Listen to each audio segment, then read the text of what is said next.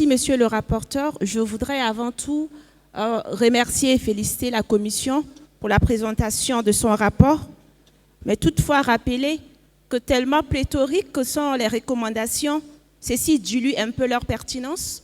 Et je voudrais recommander et suggérer la réorganisation et la réformulation des recommandations pour faciliter leur adoption.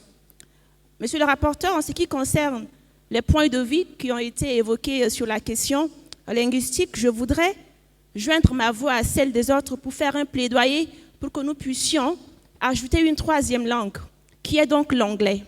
Aujourd'hui, l'anglais est une langue d'opportunité, une langue d'affaires, une langue d'avenir. Et l'inscrire comme troisième langue officielle au Tchad pourrait ouvrir des grandes opportunités pour la nouvelle République que nous voulons refonder. Sur la précarité sociale, monsieur le rapporteur, je voudrais faire un plaidoyer pour la révalorisation des secteurs sociaux. J'ai suivi dans la présentation des recommandations qu'il a été question d'augmenter les budgets des ministères en charge de la jeunesse et de la femme. Mais moi, je voudrais aller au-delà. Le ministère en charge de l'éducation, le ministère en charge de la santé, le ministère en charge de l'énergie, que tous les départements des secteurs sociaux, bien que la jeunesse et la femme aussi y font partie, qu'on puisse revaloriser. Aujourd'hui, essayons de comprendre, le ministère en charge de la jeunesse ou de la femme, les deux réunis, n'arrivent pas à faire 1,5% de part sur le budget général de l'État. Alors, comment est-ce qu'on pourrait encourager ces ministères à travailler pour absorber les jeunes qui sont tous les temps dans la rue? Absorber l'autonomisation des femmes, c'est aussi une question des finances, alors que nous puissions revoir les budgets et les revaloriser sensibles au genre.